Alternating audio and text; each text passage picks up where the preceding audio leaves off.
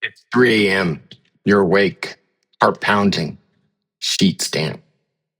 The dream is still with you, not fading, not releasing, sitting on your chest like something with actual weight. You're going to reach for your phone. You're going to Google, why do I wake up at 3 a.m.? And the internet is going to tell you about cortisol spikes and sleep hygiene and blue light. And none of that is going to explain why the dread feels like drowning. I'm going to tell you what's actually happened. I'm going to give you something you can use tonight. Not a meditation app, not a breathing exercise you'll forget by Thursday. A protocol, 3 words, developed from a 1600-year-old Buddhist text that mapped this exact experience before Western psychology existed. But first, you need to understand what the dream is telling you. The Nirvana Sutra, one of the foundational texts of Mahayana Buddhism, identifies 12 classical nightmare patterns, not symbols, not metaphors you interpret over coffee, patterns, diagnostic categories, each with a specific meaning and a specific intervention. The one that wakes you up at 3 a.m. with dread and heaviness is called sinking in mud. The classical Chinese is qian chu mo ni, sinking in water, submerged in mud. The character mo means to be swallowed, to vanish beneath the surface. This is not wading in a puddle. You're going under. You know the dream. Dark water with no bottom. You put your foot down to touch something solid, and there's nothing. Just cold, just pressure. The surface recedes, or it's quicksand. What seemed like solid ground breaks open and the mud rises to your ankles, your knees, your waist. And the more you struggle, the faster you sink. Or you stop struggling entirely and you're sinking anyway, slowly, steadily, like a stone settling in silt. The Buddhist tradition has a precise name for what's pulling you down. The 3 poisons, greed, hatred, and delusion. During the day, you manage them. You distract you compensate, you stay busy enough that the undertow doesn't register. But at 3 a.m., the distractions are gone. The poisons surface. And the sinking dream tells you that one or more of them has gone from background noise to undertow. I had this dream.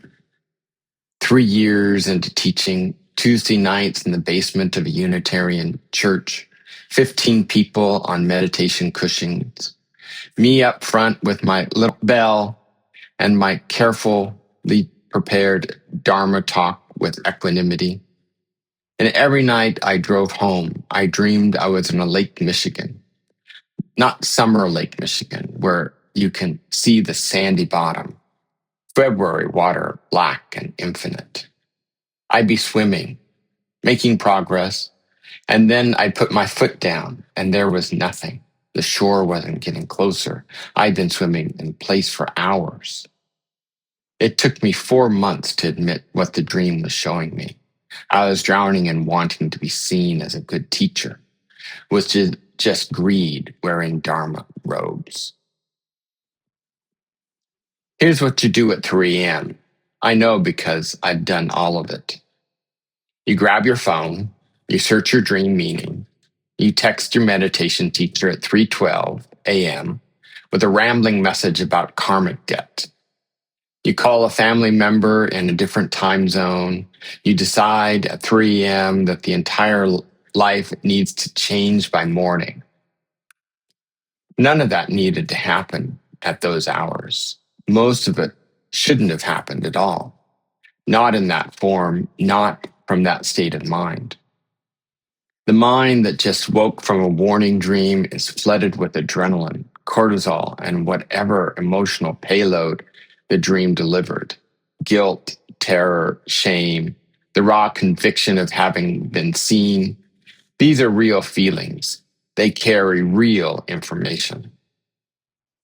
But information received in a state of neurological emergency gets distorted. The signal is genuine. Your ability to read accurately right now is not. The other mistake, the subtler one, is fighting it. Telling the panic to leave, trying to force yourself back to sleep, analyzing your way out. This is the mind using itself to escape itself, and it doesn't work. The mind doesn't care how hard you thrash. The more you struggle, the faster you sink. 3 words. This is the first aid, not cure. The cure comes later when you identify your specific pattern and follow the full intervention. But first aid comes first because the single most dangerous thing you can do with a warning dream is react to it at 3 a.m. with a racing heart and a panicking mind. Stop. Do nothing. Do not grab your phone.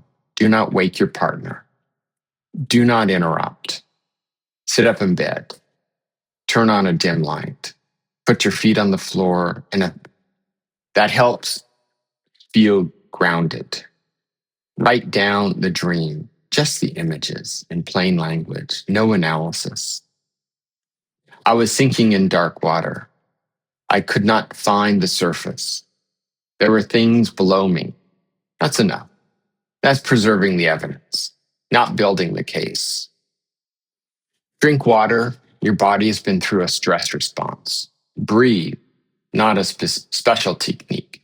Inhale for 4 counts. Hold for 2. Exhale for 6. Do this 10 times. You're not meditating.